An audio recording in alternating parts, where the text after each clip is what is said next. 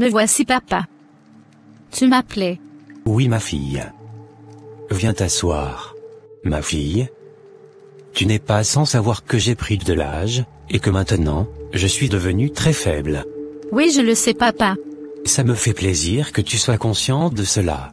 Ceci étant, j'aimerais te confier l'héritage de notre famille. Celui que nos ancêtres m'avaient également légué par l'intermédiaire de mon père qui est ton grand-père. D'accord papa. Mais tu n'as aucun bien héritable à ce que je sache. J'ai bien plus que le matériel ma fille. Je veux que ce soit toi, qui prenne le relais du don de guérison de notre famille. Vous ne voudriez quand même pas que je devienne une guérisseuse en tant que femme? Bien sûr que oui. Ce sera ton sort, ma fille. Tu es le seul enfant qui me reste en vie. Et tu n'as pas le choix que d'assumer ton devoir envers les dieux. Il y a beaucoup de vies à soigner, et à aider. Nos ancêtres vont agir à travers toi. Papa, je ne suis pas vraiment intéressé par ce que vous me proposez. Je pense que ce ne sera pas à ma taille.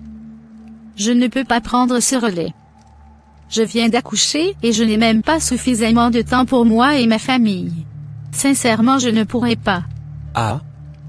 Tu veux désobéir aux ancêtres qui ont posé leur précieux choix sur toi? Penses-tu avoir le choix? Moi je t'explique ce qui se passera juste après ma mort pour que tu sois préparé. C'est tout. Parce que dans la réalité des choses, les ancêtres ne te préviennent pas, et ne demandent pas l'avis des choisis. Ils te choisissent, et ils te donnent tout le pouvoir nécessaire pour faire ce dont ils ont besoin. Vraiment? Oui ma fille. Mais sois sans crainte. D'accord? D'accord. Bienvenue dans cette histoire où les secrets les plus sombres se dévoilent. Sarah, une guérisseuse qui a hérité d'un don puissant de son père, use de ses pouvoirs d'une manière inattendue. Avec sa fille, Marie, elle s'engage dans un jeu dangereux, récoltant la semence des hommes pour des rituels étranges. Mais cette pratique a un prix.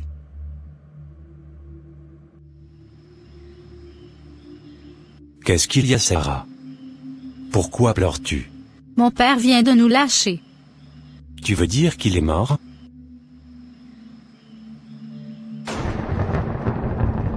Qu'est-ce qu'il y a?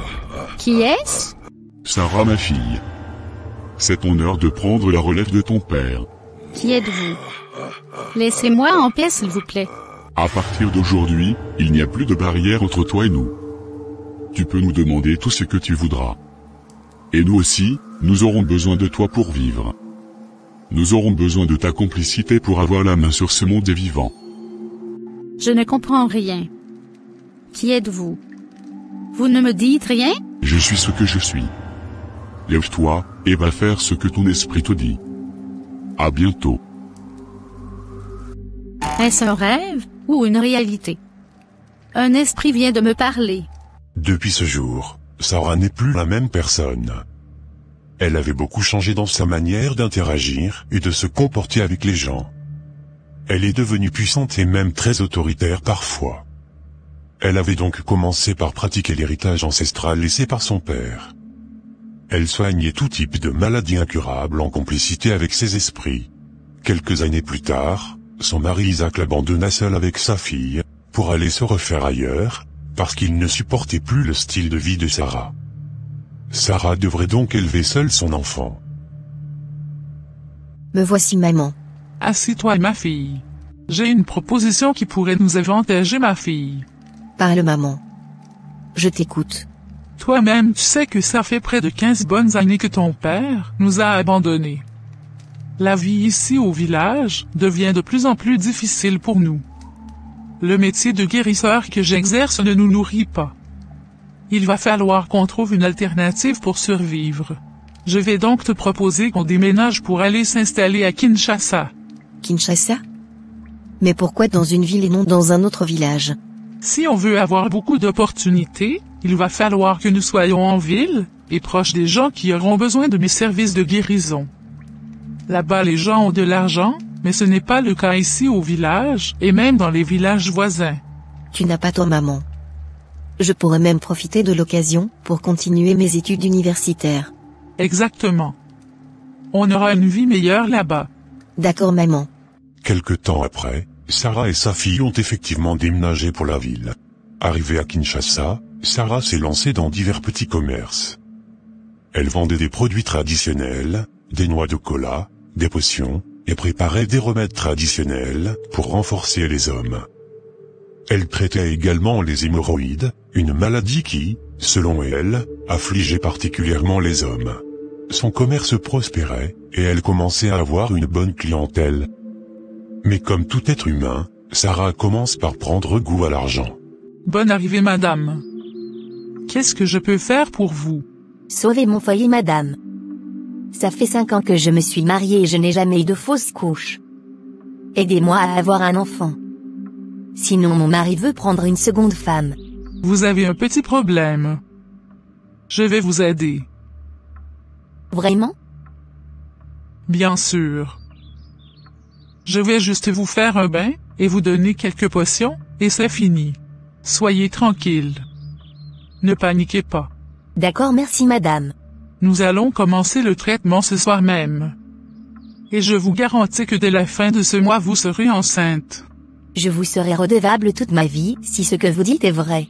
Je vous le promets, madame. Vous aurez satisfaction. D'accord. Bonne arrivée, monsieur. Que puis-je pour vous? J'ai entendu parler de vous chez un de mes collègues au boulot. Il m'avait dit que vous êtes une grande guérisseuse. C'est pourquoi je suis venu vous voir. Ok, je vois. Asseyez-vous. Qu'est-ce que je dois faire pour vous concrètement, monsieur? J'aimerais que vous me soigniez mon impuissance sexuelle. Ok, je vois. C'est une petite affaire pour moi. Monsieur, je peux vous guérir. Vraiment merci beaucoup. Mes ancêtres. Je me tourne vers vous implorant votre aide pour la guérison de toutes ces personnes qui sont venues me voir pour leur satisfaction. Je compte sur vous pour m'aider à les guérir. Recevez mes offrandes, mes ancêtres. Sois la bienvenue, ma fille. Vos requêtes sont bien prises en compte, mais Qu'est-ce que je peux faire pour satisfaire vos désirs, mes ancêtres? nous avons besoin de l'énergie des gens qui viennent chez toi pour se faire soigner, pour se nourrir nous aussi. Nous allons pas juste t'aider à les soigner. Nous aussi nous avons faim, et nous avons besoin de les arracher des choses en retour. Qu'est-ce que vous voulez donc prendre sur eux? À partir de maintenant tu nous donneras la semence des hommes avant qu'on ne t'aide à les soigner. Mais je ne peux pas demander aux malades qui viennent me voir de donner leur semence en plus de l'argent qu'ils me payent. Ils vont paniquer. Nous ne voulons même pas savoir de qui vient la semence. Tout ce que nous voulons c'est juste de la semence des hommes.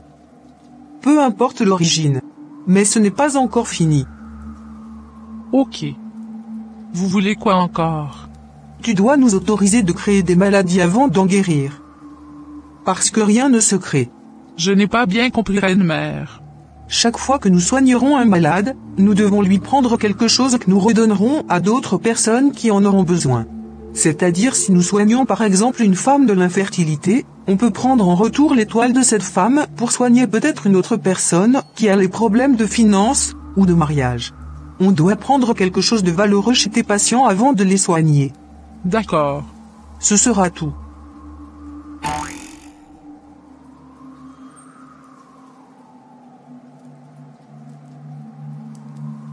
Entrez, maman. Tu es apparemment très fatiguée pour être encore au lit à cette heure. Je me suis couché un peu tardivement. C'est pourquoi. Je savais. Je t'avais vu quand il était venu te déposer. Oh, T'inquiète, ce n'est rien. J'ai besoin de ton aide, ma fille. vraiment? Oui, ma fille. J'espère que tu ne vas pas me demander d'hériter tes dons de guérison. Je ne vais pas accepter. Je te préviens en même temps. Non, ma fille. Ce n'est pas le cas. Je sais que tu ne voudrais pas. D'accord. En quoi puis-je être utile pour toi donc? J'espère que tu te protèges toujours avec les hommes que tu rencontrais. Bien sûr, mais pourquoi cette question? Est-ce l'aide que tu voulais de moi? Ta question est bizarre. Je sais que ma question paraît un peu gênante pour toi, mais je voulais que tu me ramènes la semence des hommes avec lesquels tu vas. Maman? Mais c'est répugnant ce que tu me dis, maman. Écoute, c'est pour notre survie. Nous avons besoin de soigner plus de personnes pour avoir plus d'argent. Nous avons un loyer à payer, et nous devons manger. Car ici en ville la vie est très chère. Où est le rapport entre ce que tu me demandes et le fait de soigner les gens? J'ai besoin de ces semences pour mes remèdes. Mais comment est-ce possible? De toutes les façons, je ne sais pas comment t'aider à avoir ce que tu veux. Chaque fois que tu rencontres un homme qui te plaît, ou si un homme te court après, n'oublie jamais de te protéger. Mais quand tu te protèges, rapporte-moi ce que tu as récolté. Je m'en servirai pour fabriquer des remèdes pour soigner le dos des autres hommes. Est-ce normal ce que tu me demandes là? Mais où est le problème? De toutes les façons, ça finira dans les toilettes quelque part, et ça ne servira à rien. Autant les utiliser pour sauver des vies. En plus, ça ne finit pas. Vraiment? Oui, ma fille. On ne fait que sauver des vies pour se nourrir. Ce n'est rien de mal. Bien au contraire, nous serons bénis par nos ancêtres. Je t'ai préparé un savon spécial, qui te permettra d'attirer des bons hommes qui ont de la valeur. Partout où tu passeras, c'est toi seul qui seras vu. Même devant la Miss du Monde, c'est toi qui seras la préférée des hommes. Depuis ce jour, c'était devenu une habitude pour Marie de ramener ce que sa mère lui demandait. La clientèle de Sarah ne faisait qu'augmenter. Les gens venaient pour toutes sortes de soins. Les femmes se mettent à la queue. Surtout les tisas. Pour être lavées afin qu'elles soient plus visibles, plus séduisantes et pour qu'on les épouse. D'autres venaient pour résoudre des problèmes de conception, et ainsi de suite sans savoir qu'elles perdaient quelque chose en retour. Salut mes beautés. Apparemment c'est moi que ce monsieur regarde. Je pense plutôt que c'est moi. Laisse-moi te prouver le contraire. Me voici monsieur. Mais je ne vous ai pas appelé demoiselle. N'est-ce pas moi que vous regardiez depuis là? Non, il ne s'agit pas de vous. Appelez-moi plutôt votre troisième avec les rouges à lèvres. Je ne suis pas votre fille de course. Doucement. Tu ne remarques rien de bizarre avec Marie? Qu'est-ce qu'elle a fait? J'ai l'impression qu'elle attire tous les hommes, pour elle seule. À chaque fois qu'elle est avec nous, on devient inaperçu. Tous les regards sont sur elle. C'est parce qu'elle est belle. Quelle beauté! Est-elle belle plus que moi, ou plus que toi? La beauté est relative, ma sœur. De toutes les façons, c'est son aura qui est fort. Moi je pense qu'elle est en train de nous arracher ce qui nous appartient. Ce n'est pas normal tout ça. Tu trouves? Oui.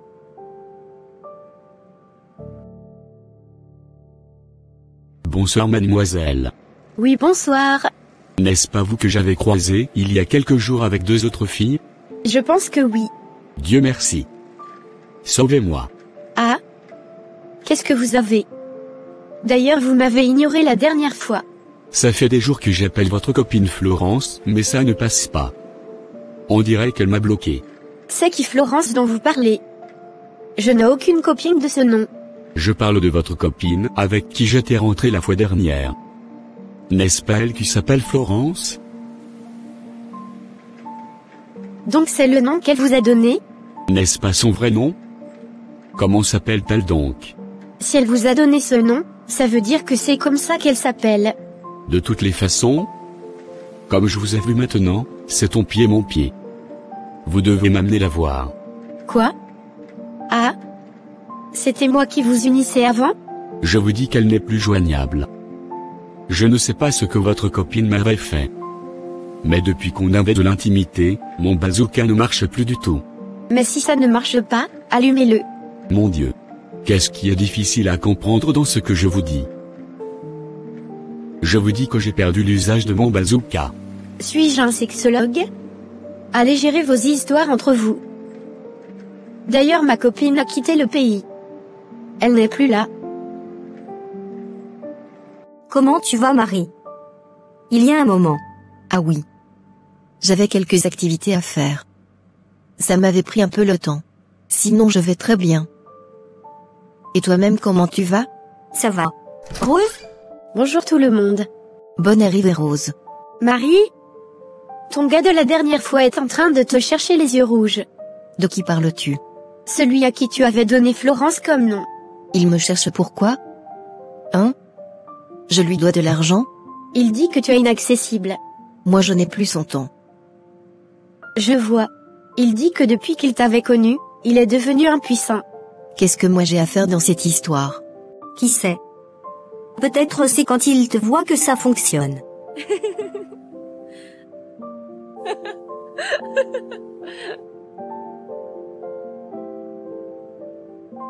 Ça me fait vraiment rire son histoire là. C'est un farfelu. En quoi serais-je responsable de ce qui lui arrive? Marie ignorait à quel point l'histoire de cet homme était sérieuse. Sans le savoir, elle était la source des malheurs des nombreux hommes, dont elle collectait les semences. Nombre d'entre eux ont développé des maladies incurables, sans jamais comprendre pourquoi. Il suffisait d'une seule nuit avec Marie pour que leur vie se transforme en cauchemar. Mais un jour, parmi tous ces hommes, Marie est tombée amoureuse. Ce garçon était différent, elle en était réellement éprise. Ils ont commencé à se fréquenter, mais malgré ses sentiments, elle continuait à collecter les semences de cet homme pour l'apporter à sa mère. Bonne arrivée mon chéri. Merci. Qu'est-ce que tu as? Qu'est-ce qui ne va pas? C'est toujours mon problème d'hémorroïdes là qui m'embête. Je suis vraiment désolée. Ça ira. J'ai déjà parcouru tous les hôpitaux sans trouver une solution. Je n'arrive même plus à m'asseoir sans même me tâcher. Vraiment? À partir d'un certain moment, ce garçon a commencé à développer des maladies inexplicables, des maladies qui n'avaient pas de nom. Il ne pouvait plus s'asseoir normalement, avait des douleurs insoutenables. Est-ce qu'il va mieux? Non ma copine. Ça ne fait que s'empirer de jour en jour. À l'heure où je te parle, il ne peut plus marcher ni s'asseoir. Même son bazooka qui se levait normalement ne fonctionne plus du tout. Cette histoire sent vraiment mauvais. Je te conseillerais de t'éloigner de lui pour qu'il ne te contamine pas. Je l'aime. Tu ne peux pas comprendre ma copine. Depuis que je suis née, je n'avais jamais rencontré un homme qui répondait à tous mes critères. Je ne peux pas l'abandonner dans sa maladie. Tu veux mourir? Mais pourquoi ta maman ne le soigne-t-il pas? N'est-ce pas une guérisseuse? Il a refusé. Même ses parents sont contre le fait d'aller voir une guérisseuse. Ils sont très religieux. Mais ta mère ne fait rien de mystique, tu m'avais dit non. D'ailleurs, elle est aussi chrétienne. N'est-ce pas? Oui, elle va à l'église. Voilà. Il n'y a donc aucun inconvénient. Je pense que tu dois les convaincre à te laisser l'amener chez ta mère pour le soigner. Crois-moi ma copine. Ils ont déjà refusé cette proposition. Ce n'est plus une option. Demain si tout va bien, j'aimerais faire appel à un pasteur. Que Dieu ait miséricorde de lui. Pourquoi es-tu si triste, ma fille? Qu'est-ce qu'il y a? Qu'est-ce qui te manque? Ça va mieux pour nous maintenant. Ce n'est plus le moment d'être triste. Va chercher de l'argent pour payer ce dont tu as envie. Je n'ai envie de rien maman. Mais qu'est-ce qui ne va pas? Qu'est-ce que tu as fait à mon petit ami Roger? Qu'est-ce que je lui ai fait comment? C'est quoi cette question? Depuis que je t'avais ramené sa semence, il ne fait que tomber malade. Il développe des maladies bizarres. Où est le rapport entre sa maladie et moi? Je pense que tu dois m'expliquer ce que tu fais exactement avec les semences que je t'apporte. Parce que là je ne comprends plus rien. Je pense t'avoir déjà expliqué ce que je fais avec, n'est-ce pas? Pourquoi tu me poses encore cette question? Parce que au fond de moi quelque chose me dit que sa maladie est liée à toi. Ne viens pas me créer de problèmes. Hein. Je ne sais rien de sa maladie. Ma propre fille me traite de sorcière. Qui a dit que tu es une sorcière? Je veux juste comprendre ce qui se passe. Je ne sais rien de ce que tu dis, ma fille. Je suis désolé pour la santé de ton ami. Je ne peux pas lui faire du mal. Moi je ne fais que sauver des vies. Je suis vraiment désolée d'avoir eu des pensées impures à ton endroit. T'inquiète, je te pardonne. Merci maman. Mais comme ton ami est malade, et que tu ne peux plus avoir de semences, est-ce que tu ne penses pas m'en trouver ailleurs? J'en ai vraiment besoin. Non, je ne suis plus dans ces choses. Je refuse de tromper mon petit ami juste pour te satisfaire. Comment veux-tu que je fasse maintenant?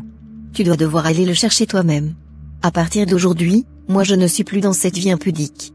Qu'est-ce qui t'arrive? Tu veux me lâcher à la dernière minute? Tu veux qu'on manque de quoi manger? J'ai dit non et ce sera non. Ok. Non, je ne crois pas à ma mère. Je ne sais pas pourquoi je n'arrive pas à lui faire confiance. C'est comme si elle était la cause du malheur de Roger. Peut-être que les autres hommes que j'avais connus ont aussi les mêmes problèmes actuellement. Oh mon Dieu. J'espère que ce n'est pas le cas. Ma conscience est très lourde. Je n'arrive plus à dormir. Je pense que je vais me confesser à un pasteur. Je dois laver ma conscience. D'ailleurs, ça fait longtemps que je ne prie plus et que je ne vais plus à l'église à cause de ma vie d'impudicité. Je pense que je dois me réconcilier avec mon Dieu pour avoir la paix du cœur. Je vous invoque mes ancêtres.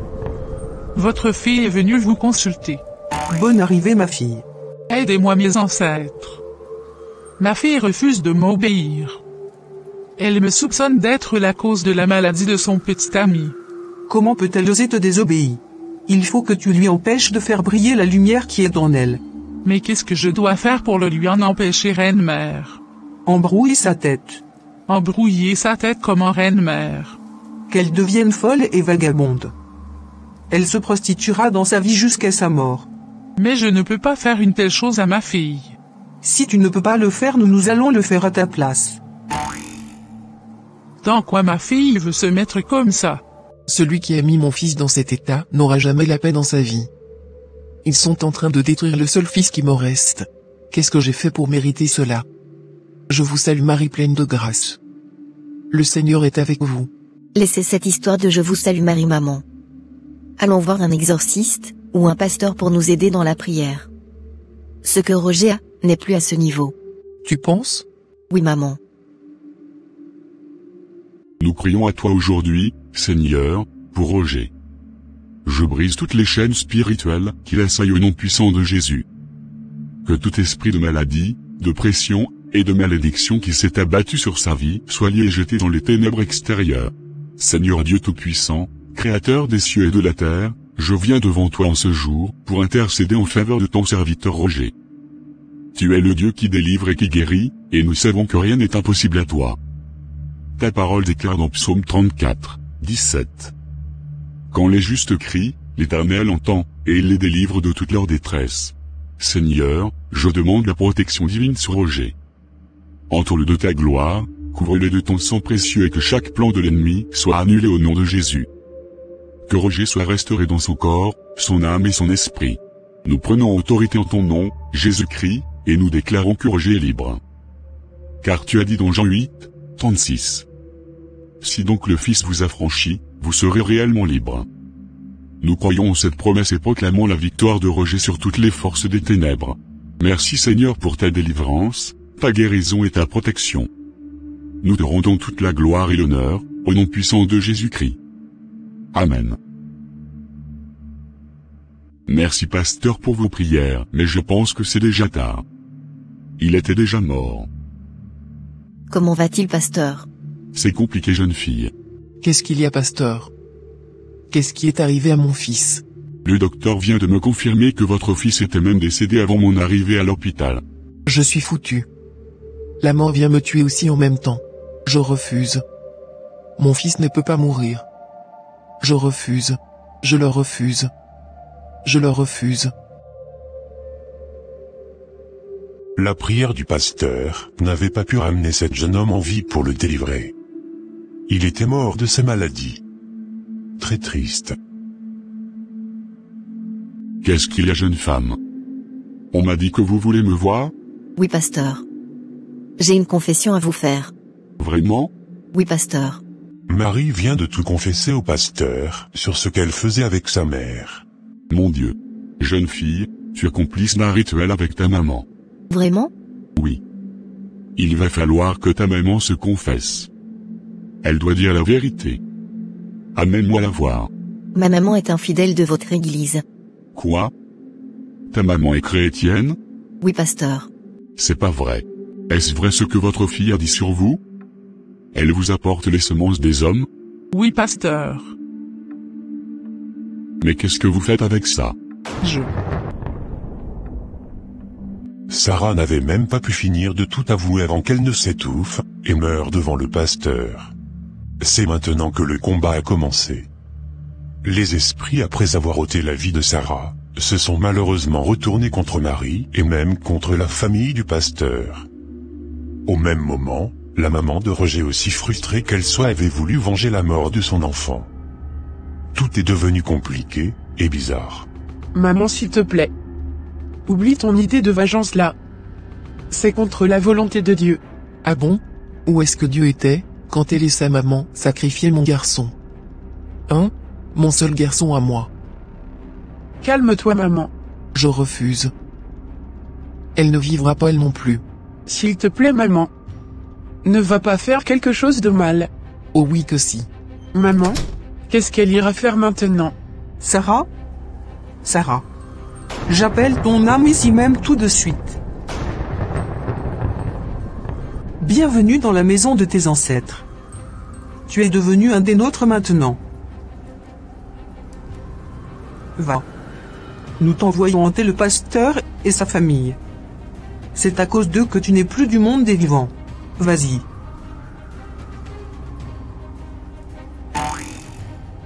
Ah. J'avais déposé mes chaussures juste à côté du lit avant de sortir. Qu'est-ce qu'elles font sur ma table? N'est-ce pas le travail de ma petite sœur Olivia ça?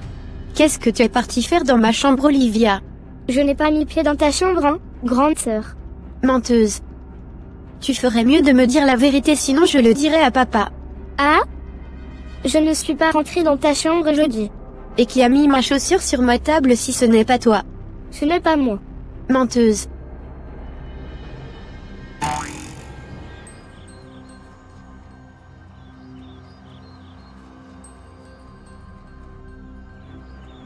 Grande sœur a renversé mon yaourt par terre. Mais pourquoi a-t-elle fait cela?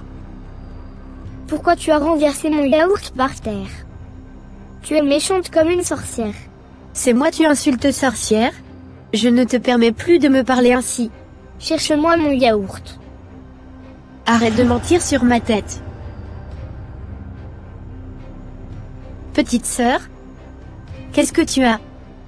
Mon Dieu, qu'est-ce qui t'arrive? Comment tu t'es débrouillé pour que nos enfants en arrivent là? Tu es censé prendre bien soin d'eux quand je ne suis pas là. Tu n'es qu'une mauvaise mère. Paul? Tu me traites d'une mauvaise mère? C'est toi-même qui es le mauvais père.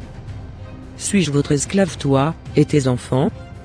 Je ne te permets plus de me parler comme ça. La prochaine fois que tu oses encore m'insulter je vais te briser. Oh. Mais qu'est-ce que je viens de dire? Es-tu sûr que c'est toi-même qui parles? On dirait que tu es devenu Jackie Chan ou Jackie Méchant. Je suis désolé. Je pense qu'un esprit est entré dans notre intimité familiale. Où est ma fille infirmière? Votre fille est complètement anémiée. Nous la soignons. Amenez-moi la voir tout de suite. Et je vous ordonne d'arrêter tout traitement. Ma fille n'a rien. Ce n'est qu'une illusion. Oh. Seigneur Tout-Puissant, Créateur des cieux et de la terre, toi qui domines sur tout esprit, et sur toute puissance, je m'adresse à toi aujourd'hui avec une foi inébranlable. Car, comme il est écrit, celui qui demeure sous l'abri du Très-Haut repose à l'ombre du Tout-Puissant. Je dis à l'Éternel, mon refuge et ma forteresse, mon Dieu en qui je me confie. Seigneur, je me tiens devant toi, non par ma force, mais par ta puissance, pour briser toute chaîne et détruire toute œuvre des ténèbres dans ma famille. Je te demande d'envoyer tes anges puissants pour nous entourer et protéger chaque membre de ma famille. Car l'ange de l'Éternel campe autour de ceux qui le craignent, et il les arrache au danger. Que ces anges se lèvent et combattent en notre faveur, car la bataille appartient à l'Éternel. Béni soit l'Éternel, mon rocher, qui exerce mes mains pour le combat, mes doigts pour la bataille. Seigneur, je m'appuie sur toi pour remporter ce combat spirituel. Que ton feu purificateur consume tout ce qui n'est pas de toi. Que ton sang précieux, versé pour nous sur la croix, couvre chaque membre de cette famille et nous délivre de tout mal. Nous proclamons ta victoire, Seigneur Jésus, car tu as triomphé des puissances des ténèbres à la croix. Comme il est écrit dans Psaume 18, 2, l'Éternel est mon rocher, ma forteresse, mon libérateur, mon Dieu est mon rocher, en qui je me réfugie. Nous proclamons ta seigneurie sur notre maison, et nous te rendons toute la gloire pour la délivrance, et la paix que tu apportes maintenant. Nous te louons, Seigneur, car tu es fidèle et puissant. Tu es notre refuge, et notre force. Que ton nom soit glorifié à jamais. Au nom puissant de Jésus-Christ, nous avons prié. Amen. Merci Seigneur. Où est-ce que je trouverai ma maman maintenant? Dieu seul sait ce qu'elle est en train de faire à cette fille. Pourquoi j'ai une voix qui me dit d'aller sur notre chantier en construction? Pourquoi? J'irai sur le chantier voir ce qui se passe. Pardonnez-moi. Vous allez me tuer. S'il vous plaît, je ne savais pas que c'était ce que ma mère faisait avec les semences des hommes. C'est faux. Elle savait très bien. Frappez-la. Tuez-moi cette fille. D'accord madame. Zanguidi. Allons d'abord goûter cette fille avant de l'achever. Oui, allons-y. Maman, Mais qu'est-ce que tu fais ici? qu'est-ce que tu fais? Tu as payé des brigands pour assassiner Marie? Tu deviens aussi sombre comme les ténèbres. Quitte ici. Ce combat ne te concerne pas. Jésus-Christ.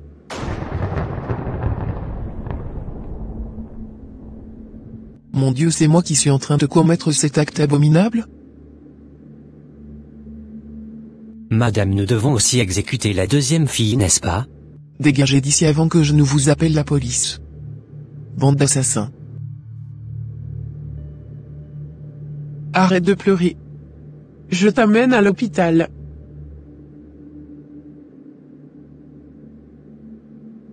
Seigneur, je te remercie pour ta miséricorde, malgré le mal que moi et ma lignée avons commis. J'aurais voulu que ma maman soit encore en vie pour se repentir de ses péchés, mais tu en as voulu autrement. Je te remercie pour ma délivrance, car je sais que le lien ancestral qui me liait aux entités de ma famille est brisé, et que je ne subirai plus cette malédiction. C'est fini. Je suis la dernière victime de ces liens sombres. Ils n'affecteront plus mes enfants, ni mes arrière-petits-enfants. Je décide que moi, et ma maison seront consacrés à toi pour toujours. Amen. Ainsi s'achève cette animation par cette prière de délivrance générationnelle de Marie. Cette histoire tragique nous rappelle combien les forces du mal peuvent influencer nos vies lorsque nous nous éloignons de la lumière. Sarah, en utilisant des pratiques occultes, a non seulement détruit sa propre vie, mais aussi celle de nombreux innocents. Sarah, bien qu'elle fréquentait l'église, était en réalité une source de malheur pour beaucoup. Son implication dans des pratiques occultes a conduit à des vies sacrifiées, dont celle de Roger, le fiancé de sa propre fille, Marie.